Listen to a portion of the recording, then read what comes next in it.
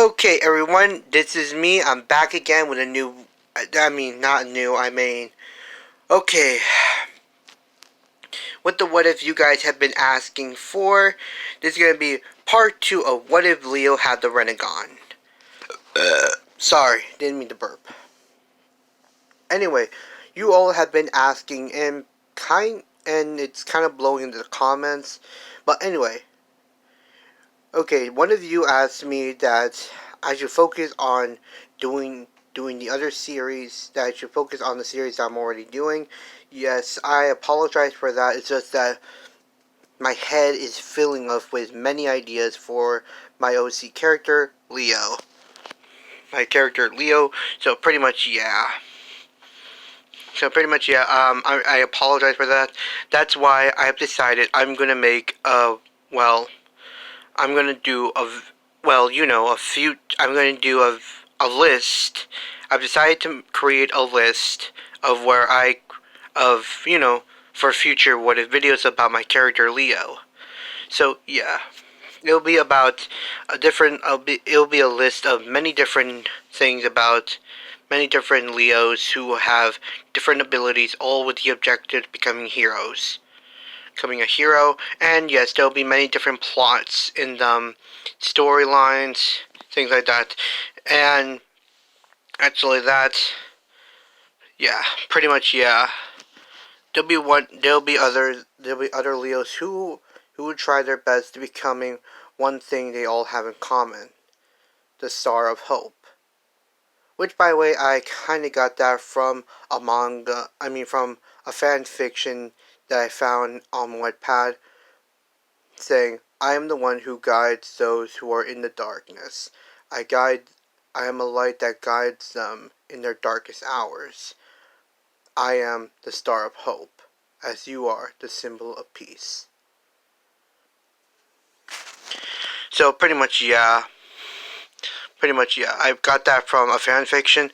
So yeah, all these Leos are targeting only one goal, becoming the Star of Hope, to bring hope and bring prosperity between those who are quirkless and those who have quirks.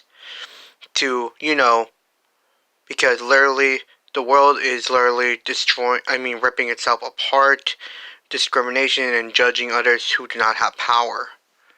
So pretty much, yeah. It's like that for Leo. All of them having the same objective. It's pretty clear that I'll never make a villain Leo. So pretty much, yeah, I'm never gonna make one. Because literally, why would I? Because literally, I like superheroes. I love them a lot. I want to make that statement. All these Leos have only one thing in common: becoming heroes. Even if you throw a rotten apple at their face, they'll get back. Even if they do feel a bit pain from that, they'll still get up and still run into the light to try to become heroes. Training and working hard every day. There are other Leos that may have quirks. Two that don't. Like this one, the Leo, like the One Punch Man, and quirkless Leo. So pretty much, yeah. All these Leos want to make the world a better place, a place where everyone can smile, be happy, cry, be angry together, and pretty much celebrate together. So pretty much all of them have the same objective. So yeah, there will be times I will make that Leo has a twin sister, but that will only be in a different series. Yes, I'm gonna hook her up with Izuku, the male version, and I'm gonna make sure. So yeah, pretty much, yeah. There are many ideas in my head that are popping up like crazy, but my teacher says that that's just an incredible talent that you have. It's nothing to be bothered with. Sure, it make it in the way of your make it in the way of your schoolwork, but still, that's just a talent that you have. Everyone has a special talent, a skill that they all have. So there's no need for you to be aggravated by your talent your skill. So yeah, it does get in the way of schoolwork, but still, I do manage to actually get through the day. Anyway, let's get to the video right now before I totally forget about it. Okay, last time we left off, Leo and his mom are practically left the day practically left the doctor. Leo finding out that his quirk is really powerful, extremely powerful, and that he needs to work with Izumi to help her and himself to how to use their abilities. And Leo, he believes that maybe he should lessen the recoil on his attraction and repulsion ability. Seeing that it's kind of like telekinesis, but he needs to learn how to do it.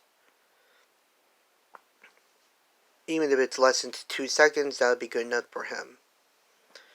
Remember, so yeah. Sorry. Anyway, the next day happens. Leo goes to kindergarten, and everyone the teacher introduces Leo to the entire class, and the teacher says, "Okay, Leo. Today we are going to present. Everyone will be presenting their quirks to one another." Leo says, "Oh, I guess that means I can also show off my quirk as well?" "Yes, of course. You can show your quirk to everyone else." I did say it's time for everyone to show off their quirks, didn't I? Leo will then chuckle at what she just said, and will go to the group. Everyone will begin to show off their quirks. One showing off the manipulating water, but only manipulating the moisture in the air. One manipulating the wind, the other one lifting a little pebble rock. Others like electricity coming off of their hand. One that has like a fingers that can stretch out. One that has like demon like bat wings. And he sees another one with explosions coming off their hands, and everyone telling that person, going around that person, telling him that he'll be an amazing hero and things like that, giving him way too many praise, which by the way makes Leo not want to get near that kid, because literally that kid is trouble. So that kid will become a problem in the future, a problem child, he'll call him. Everyone then asks Leo about his quirk. Leo says that his quirk is called Rinnegan. Is that he's able to, well, he doesn't want to explain it, so he just goes ahead and shows it. He stretches out his hand, his right arm, and a little piece of toy block comes to his hand, and he repels it, knocking a few toys down. Everyone is like shocked. Oh, it's kind of like Midoriya's mom's quirk, but different. Midoriya's mom's quirk, but different. Leo then goes ahead and says he can also do other things with his quirk, but the other one he can't use right now because literally it has a certain condition. So yeah. He also gives him good visual prowess. He allows him to perceive things very slowly, and changes his eyes, which everyone sees as purple swirled eyes. Which, by the way, some people get lost in them, and others are like, "Wow, it's kind of like Midoriya's quirk." Then he asks, "Who's Midoriya?" "Oh, her. She's over there. Writing down about her quirk."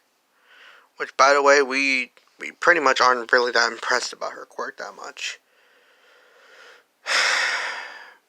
Leo will then go over to go over to her, and he would immediately recognize her.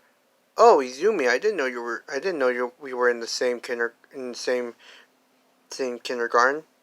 Izumi would then turn around and see Leo. Oh, Leo, it's nice to meet you again. It's good to see you again. So you're writing down about your quirk. Yes, I really want to learn more about it. Learn things about it.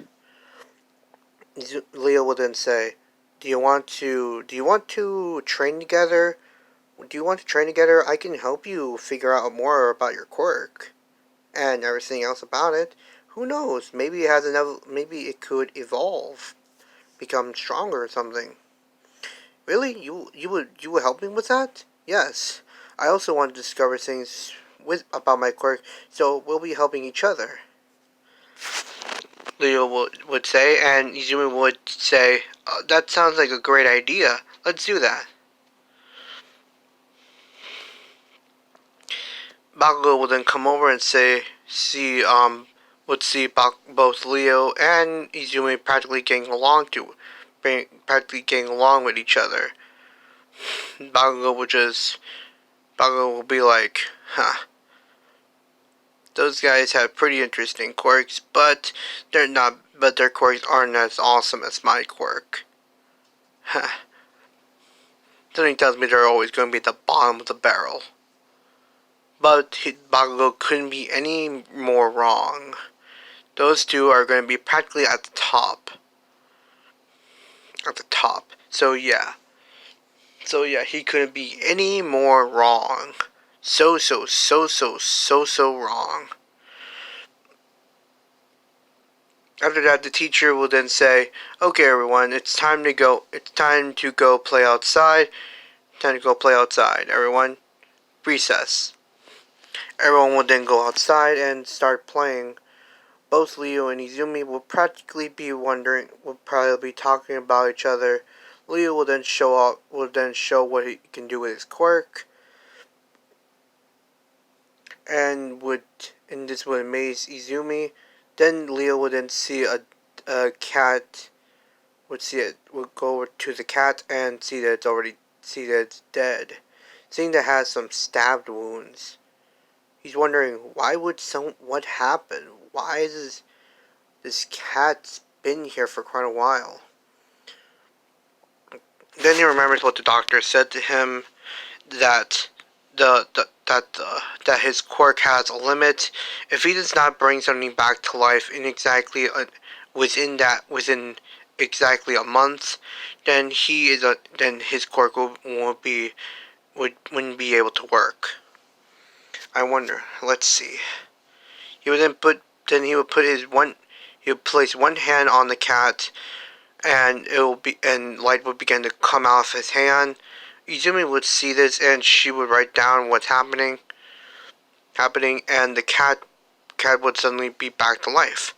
The cat would then like wow wow and begin to run away, scratching Leo's hand, saying bye, Mr. Leo would then say bye, kitty. Leo then go back and see Izumi with a very surprised and very curious look. And she would ask, "So, what was that about?" "Oh, that cat was dead, so I practically brought it back to life. My quirk has a limit. I can only bring dead things back within a month. If I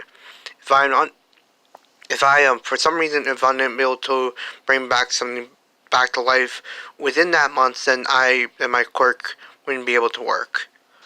Ah, I see. It's a very interesting quirk. Very interesting. The doctor also told me that I can also that I also have some kind of like chronokinetic abilities that I can actually manipulate time, but not to the extent that I can actually. But he says maybe not to the extent that I could travel through time. Izumi would then write that down for his quirk, and give him the notebook for it. "Here's your notebook." And Leo will then see, it's about my quirk Rinnegan. Thank you, Izumi. After that, both Leo and Izumi would practically be hanging out together, training very hard to use more of their quirk. It seems that Izumi, if her body is not well developed, she couldn't be able to, she wouldn't be able to she wouldn't be able to react with her slow motional vision to any attacks. So yeah, it's like that. Leo would try his best to lessen the time of the recoil on his quirk. Sure, maybe 5 seconds, but still he wants to lessen that recoil by trying it out many times, which by the way he would in it succeed in it because of his dominant willpower and his stubbornness and determination, which by the way it has been lessened to 2 seconds. Which by the way is something that Leo was actually trying to get. So yeah, it'd be like that. Both Leo and Izumi finding out about some mysterious energy inside them that is conserved as their stamina. They will then look around, seeing the many different quirks, seeing one about a kid seeing a kid generate electricity from their hands. Both Leo and Izumi will practically try their best to actually mimic that action, probably mimic what that kid did. After a few tries, they finally do. Leo will then chalk it down that maybe they can only do what the quirk can do, but not actually copy the quirk. Which, by the way, will then help them create special techniques with this newfounded knowledge, new discovery. Both Leo and Izumi, yes, Izumi's father is become a very overprotective father. Finding out that both Leo and Izumi are now both friends, and finding out, and like I said in the last series, in the last part, both Leo and Izumi are actually going to end up as pretty much as lovers in this one, pretty much strong and powerful lovers. Inko pretty much laugh at Hisashi's reaction to this and practically trying to protect his daughter from, anything that Leo might do. Izumi would not notice this and would go to train with Leo, and Hisashi would ask, sweetie, where are you going? Oh, I'm gonna go train with Leo. We're gonna be doing weight training. Weight training? That's too much. I don't believe you should do it. Don't worry. Don't worry. I've been doing weight training for quite a while. I believe I can handle it. Wait a minute. For a while. When did this happen? When me and Leo was 6. Oh, so it's already too late. You two have already begun your weight training then. Yep. Sweetie, Leo hasn't done anything inappropriate with you, right? Izumi will already be in middle school and see that what her father just said to her. Izumi will then blush and said, "No, Dad, no, no, no, no, no. No, we have not done anything like that." Izumi will then say in her head, Izumi's thoughts, but at times I do dream of what we would actually do if we were alone in a room together. Then Izumi would then blush even more. Anyway, Dad, I'm gonna go now. So yeah, this would continue on. Hisashi would begin to trust Leo a bit more, a bit more. So it's kind of like a work in progress thing between him and Hisashi. One time Leo came over for a sleepover. Hisashi asked Leo if he's done anything inappropriate with his daughter. Leo will then say, "No, why? Why would I do that? I'm practically helping her, and she's helping me to we're practically helping one another train how to use our quirks." Musashi would then sigh in relief and say, "Okay, as long as there's no funny business." So yeah, trust. Yeah, that's gonna be a bit long. It's gonna take for a bit longer for them, but still, it's working. But still, trust is still being built. So yeah, it's a work in progress thing. Man, I am good at storytelling. I think my storytelling skills are getting good as I move on with my videos. Anyway, both Leo and Izumi would be in now are in junior high. Leo and Izumi are practically outside. It's already the end of the day. They would it's already their second year, and they're panting and sighing, panting and practically sweating from overworking out. Izumi would then say, "We've been going at it for quite a while. We've even started sparring against one another. Yeah, I've decided to call that strange energy we have inside of us chakra. Does that sound okay to you, Izumi?" Izumi will then say, yeah, it's a strange name, but it's actually a pretty unique name, so yeah, let's go with that. We practically learned many things about this strange energy and what we can do with it. Like like we're able to mimic what a quirk is capable of doing. So like one time both Leo and Izumi saw the kid with the electric quirk doing what he can do, and another one with with a stone quirk. You know the kid from the beginning of the canon anime? Yeah, that kid. That kid. They began to generate um stone from their hands. It will practically be work as a defense and offensive technique. And a gravity quirk. They will copy that. Called it weighted boulder. Called it weighted, and it will just make more weight on the object they touch, or lessen the weight, or lessen the object's weight, which practically will work. They have made many different discoveries and many different techniques with their quirks, with both of their process together. They've practically been sparring against one another to also build to also try to build up their combat experience together. So yeah, it's like that.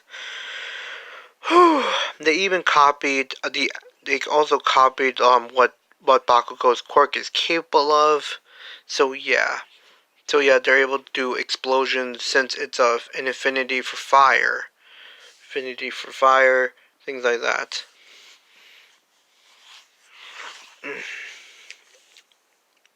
So yeah, it's really much like that.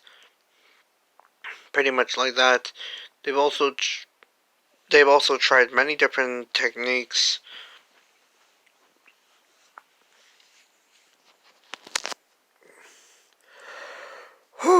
Like this one kid who can actually make a clone of himself. They also made the shadow clone technique. Made the shadow clone technique at that time. So yeah, both Leo and Izumi have been making amazing progress. Both Leo and Izumi have been making amazing progress together. Izumi, Izumi will then remember what her mom told her to. Now let's go, and this is a flashback. Inko would say, "Izumi, when are you going to ask that? When are you going to ask Leo out on a date?" Inko would, Izumi would then say, "Mom, come on, me and him are just training. We're just training partners together." Is that true? Because at night I hear you, at night I will go at night before at night I will hear you saying Leo's name and moaning at times, even calling out to his name many times. To his name many times. Yes, I would practically hear and see you actually moaning and calling out to him many more times that night. By the way, sweetie, you should really keep you should really keep your thoughts to yourself.